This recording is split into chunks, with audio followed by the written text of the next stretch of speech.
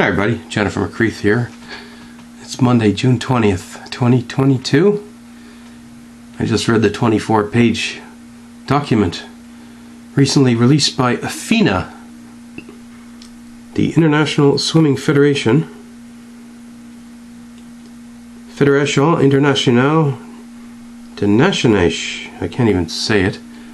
Anyway, these are the folks that are recognized by the International Olympic Committee for administering international competitions in water sports. It's one of several international federations which administer a given sport or discipline for both the International Olympic Committee and the international community. They were founded in 1908 and they are based in Lausanne, Switzerland.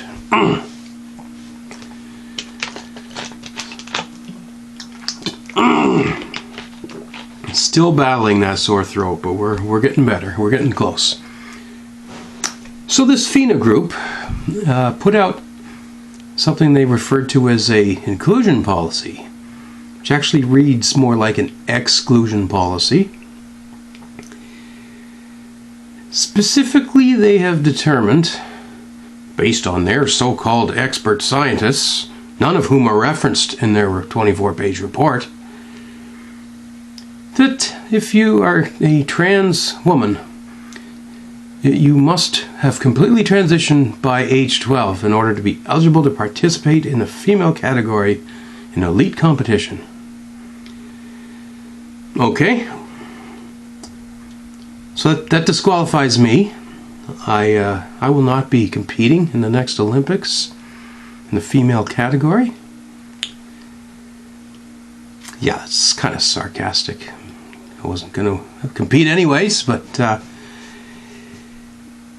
this is a very peculiar policy because it's completely different from everything the International Olympic Committee has been putting out for the past 19 years.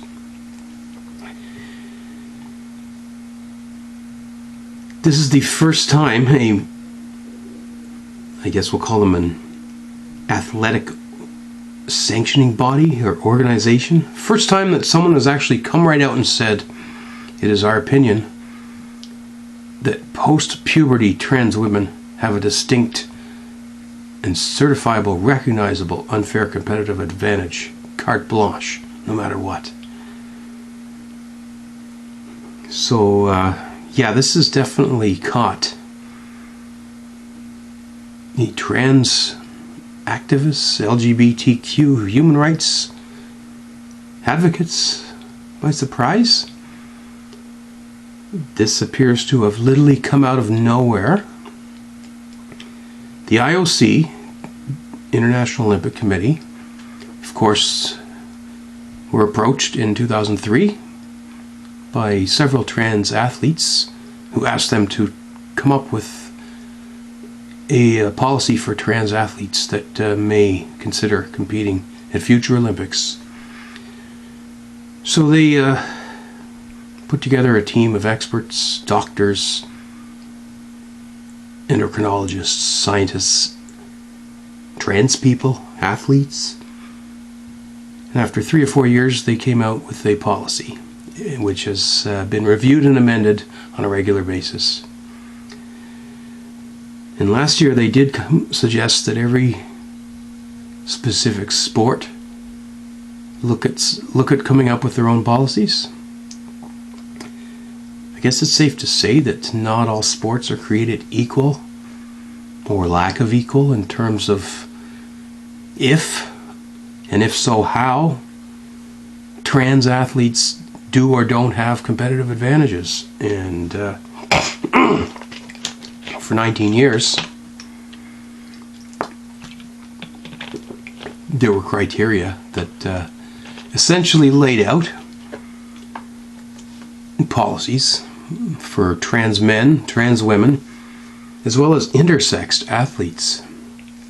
That's also referenced in here. The general understanding for the past 19 years has been that if you are post-transition for more than 2 years, that includes have had sex reassignment surgery, and in the case of trans women, have taken estrogen therapy consistent with normal estrogen levels of the female range, the so-called range, then you would no longer be deemed to have had a competitive advantage, and you'd be welcome to participate in the sports. We have seen several Olympics since 2006. Only one trans woman athlete has ever even qualified for the Olympics, meaning they met their own country's standard. That would be a weightlifter from New Zealand, and I believe they finished 9th place out of 9 or 10. They were near the bottom. Anyway, FINA seems to think that when it comes to swimming, there's a big difference, and that there is allegedly a competitive advantage for trans women.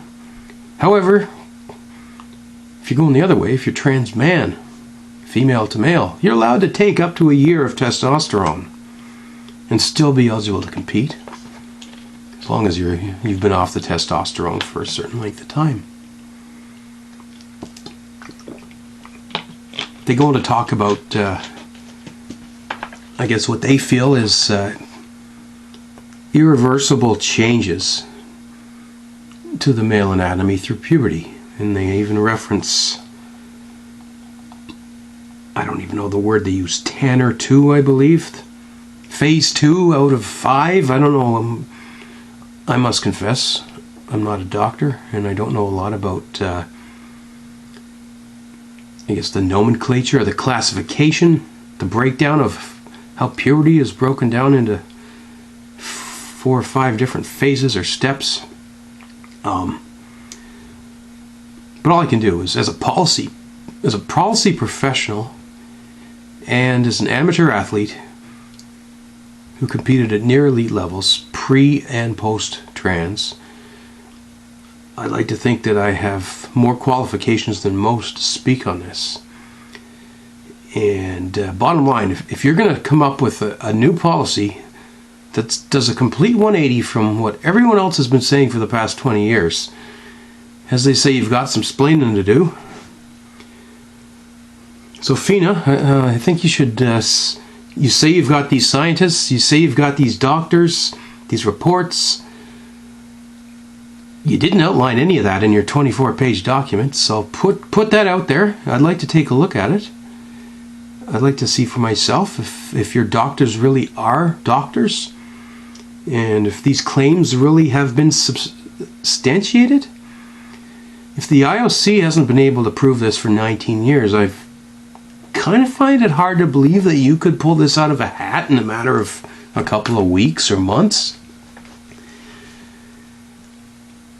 This has discrimination written all over it. It has lawsuit written all over it. And I think that first and foremost, the International Olympic Committee should strip any credentials that FINA has right now, because they're clearly not fit to do this job. And yeah, you can't just make claims picking a random number, 10 or 2 or 12 years of age, whichever is younger. You contradict your own document by saying puberty can occur in males anywhere from age 9 to 14. So how do you come up with 10 or 2 or 12? Really? And who transitions completely by 12? I'll tell you, 0.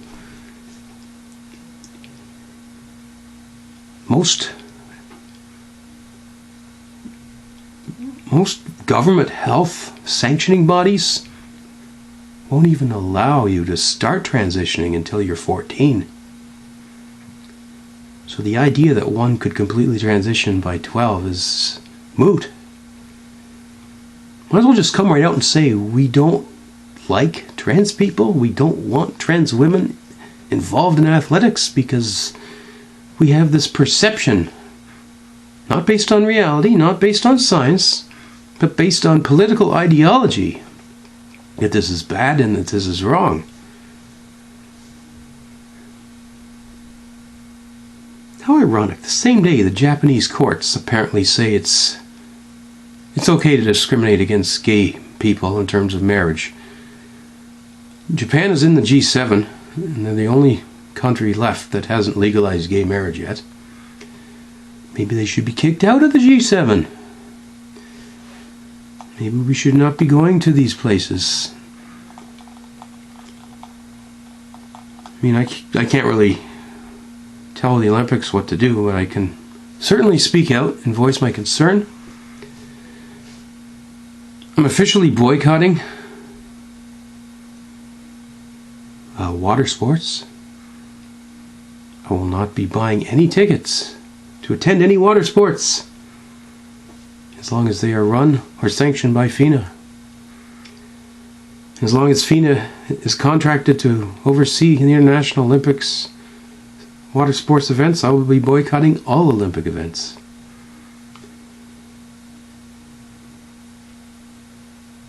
The problem with this group FINA, now let's talk a little bit about the president of FINA, Hussein al-Musalami.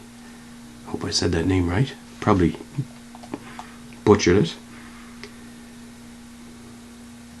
He is the president and director general of the Olympic Council of Asia and the secretary general of the Kuwait Olympic Committee. He's a former airplane pilot. How about that? He's also been implied in FIFA bribery scandal in the U.S. Department of Justice investigation. Isn't that right there? That makes you have to wonder about this FINA group.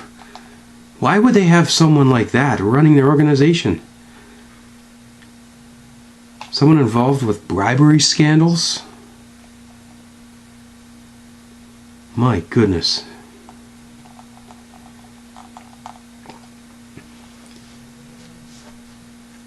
Yeah.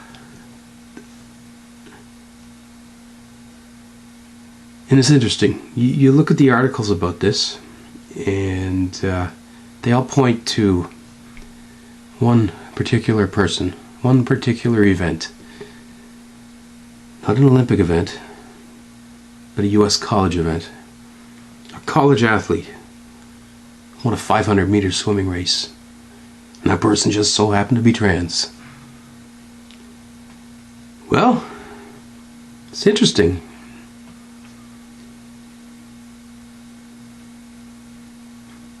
I thought it would take a lot more than one NCAA event. But apparently that's it. Now that one trans person has won an event somewhere in the world, it is now assumed or implied that all trans women have an unfair competitive advantage in all cases, in all sports, against all opponents.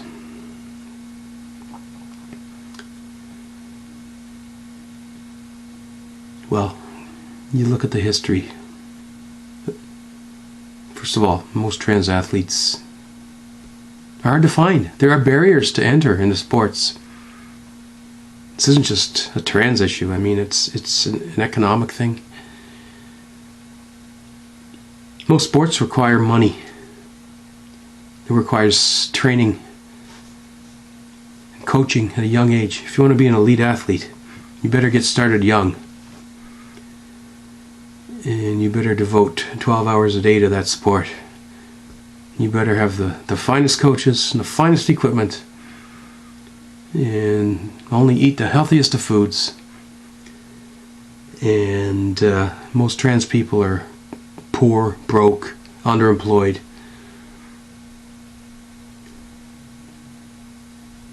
I consider myself fortunate that at a time earlier in life, before I lost my really good job, I was able to go out and afford good equipment.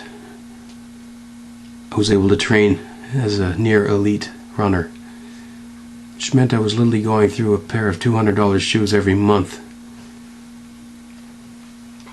When you run 800 kilometers, you need a new pair of shoes.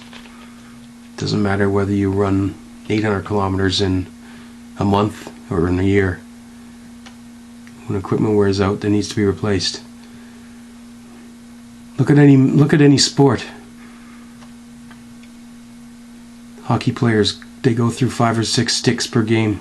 Tennis players have several different rackets, and they're restrung every single match. Where your average club player probably uses the same racket for the whole year.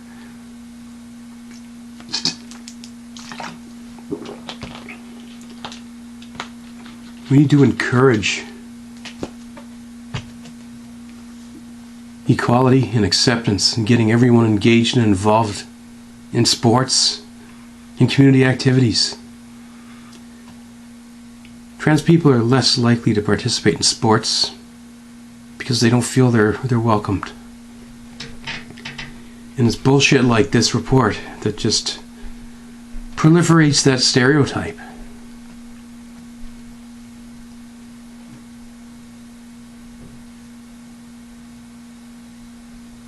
Like I said, 24-page report keeps referencing science, but there's actually no references to that science in there. No evidence that they did any tests. No evidence that they monitored swimming performance levels of people before, during, and after transition. So we got Caitlyn Jenner, of all people, on there boasting about this thing. Well, Caitlyn used to be known as Bruce Jenner, and as Bruce, Caitlyn participated and won Olympic championships in the decathlon in 1976. But Bruce didn't become Caitlyn until 2015. The last time I checked, Caitlyn has never participated in an Olympic event. So that doesn't necessarily qualify Caitlyn to be an expert on this. What you need to do is look at somebody before, during, and after transition. Look at the results, compare them. See whether or not there's a change.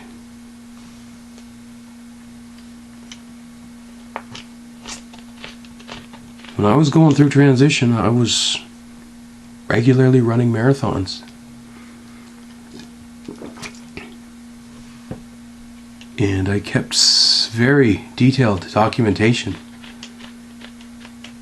of everything I did in terms of training log, race times, height, weight.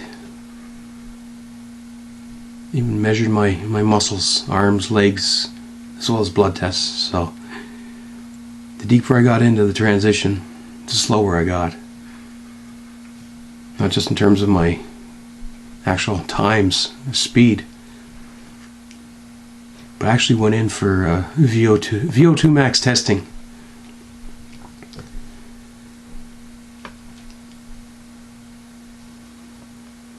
These folks say that even after transition you still have muscle mass, the ability to produce oxygen. No, you don't. I got the test results to prove it.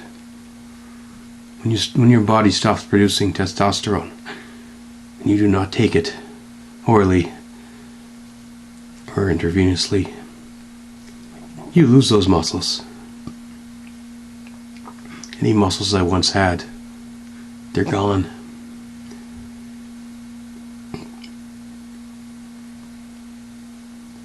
As I may have mentioned in a recent video, the only thing that's constant is the skeleton, the bones. So I got heavier bones than most natal females. But does that give me an advantage? I guess it depends on the sport.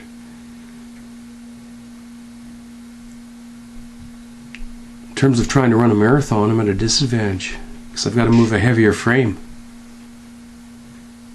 with equally weak muscles with lack of testosterone. So in terms of running marathons, there's a disadvantage. Now swimming. Now, one could argue if it was something where heavy bones would give you an advantage. I saw a specific reference to projectiles. I guess if we're talking about a sport like boxing, or wrestling, or mixed martial arts, maybe water polo, where you physically throw a ball or hit a ball. Maybe heavier bones, regardless of muscle tone, would give you an unfair advantage. But if you're talking about an endurance swim, I don't see that being the case. I don't see how any of this would give you a competitive advantage.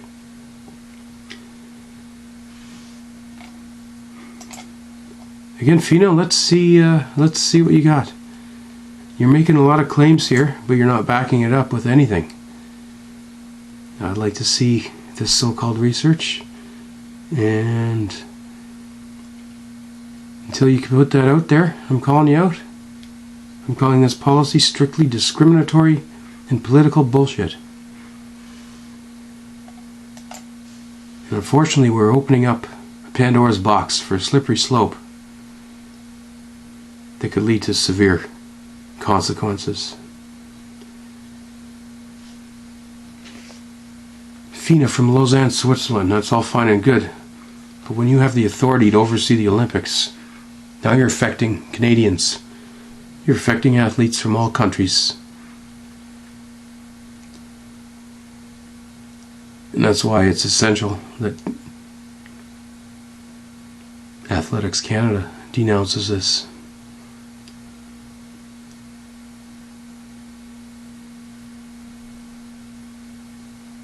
Yeah, this is not good at all. It's June, it's Pride Month. It's time to have some outrage here, folks. What am I going to have to do? Go and picket my local swimming pool?